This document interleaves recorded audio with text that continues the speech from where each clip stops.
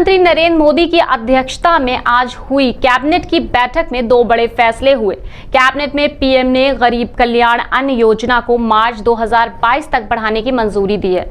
अब इस योजना के तहत मार्च 2022 तक लाभार्थियों को मुफ्त राशन मिलता रहेगा। इसके अलावा कैबिनेट के 3 कृषि कानूनों को वापस लेने की मंजूरी दी। कैबिनेट की बैठक के बाद केंद्रीय मंत्री अनुराग ठाकुर ने फसलों के बारे में भी जानकारी दी। इस योजना में करीब 80 करोड़ लोगों को फायदा मिलता रहेगा। अब तक 6 लाख मीट्रिक टन स्वीकृत किया जा चुका है। कुल मिलाकर इस पर 2.6 लाख करोड़ रुपए खर्च होंगे। अनुराग ठाकुर ने बताया कि कैबिनेट में 3 कृषि कानूनों को वापस लेने के लिए एक बिल को भी मंजूरी दी है। आज कैबिनेट की बैठक हुई और उसमें निर्णय किया गया है कि कोविड-19 महामारी के चलते जो प्रधानमंत्री गरीब कल्याण अन्न योजना के माध्यम से देश के लगभग 80 करोड़ से ज़्यादा लोगों को 5 किलो गेहूं या चावल मुफ्त में देने की योजना जो मार्च 2020 से लेकर अब तक लगभग 15 महीने तक देश के करोड़ों को देने का काम किया है, करोड़ों लोगों को देने का काम किया है, उसमें दिसंबर 2021 से लेकर मार्च 2022 तक 4 महीने के लिए बढ़ाने का निर्णय किया गया है।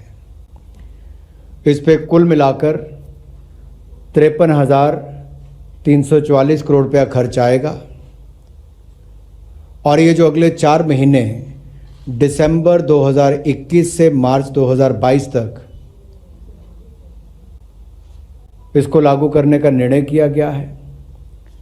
और ये जो खाद्यान्न मिलेंगे ये नेशनल फूड सिक्योरिटी एक्ट के अंतर्गत जिनको मिलता है या अंत्योदय योजना के अंतर्गत जो राशन मिलता है उसके अलावा जैसे पहले भी दिया गया वैसे इसको भी उससे अलग से ही दिया जाएगा, उसके अतिरिक्त दिया जाएगा। और आपको ज्ञात होगा कि उस समय भी ध्यान में यही था कि कोविड महामारी के चलते कोई परिवार भूखा ना रहे। और शायद पूरी दुनिया में भारत एक ऐसा देश है जिसने महीनों तक 80 करोड़ लोगों को खाद्यान्न देने का काम किया। संसद का शीतकालीन सत्र शुरू होने के बाद इस बिल को संसद में पेश किया जाएगा।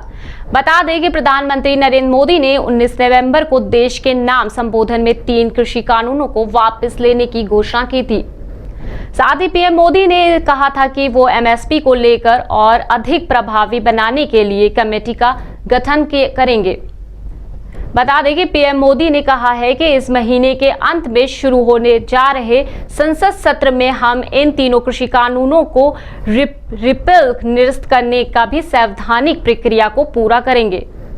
उन्होंने कहा है कि जीरो बजट खेती यानी प्राकृतिक खेती को बढ़ावा देने के लिए देश की बदलती आवश्यकताओं को ध्यान में रखकर क्रॉप पैटर्न को वैज्ञानिक तरीके से बदलने के लिए एमएसपी को और अधिक प्रभावी पारदर्शी बनाने के लिए ऐसा सभी विषय पर भविष्य को ध्यान में रखते हुए निर्णय लेने के लिए एक कमेटी का गठन किया जाएगा।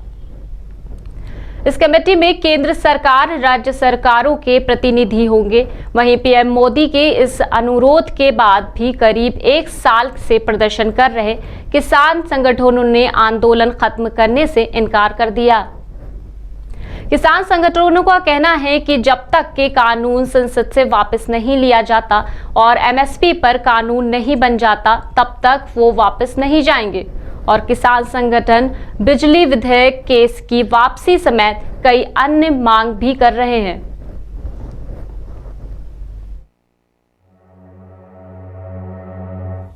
देश को संबोधित करते हुए ये घोषणा की थी कि 3 कृषि कानून वापस लिए जाएंगे और ये 3 कृषि कानून जिसमें पहला कृषि उत्पादन व्यापार और वाणिज्य विधेयक 2020 है, दूसरा मूल्य आश्वासन एवं कृषि सेवाओं पर कृषक सशक्तिकरण एवं संरक्षण अनुबंध विधेयक 2020 व तीसरा जो है आवश्यक वस्तु संशोधन बिल को, इन तीनों को ही वापस लेने की उन्होंने उस समय घोषणा की थी। और उसके बाद आज जब कैबिनेट की बैठक हुई तो उसमें इन सभी औपचारिकताओं को पूरा करके कैबिनेट ने तीनों बिल वापस लेने का जो औपचारिकता है उसको पूरा किया है। कुछ ही दिनों के बाद अगले हफ्ते की शुरुआत में पार्लियामेंट का सत्र आएगा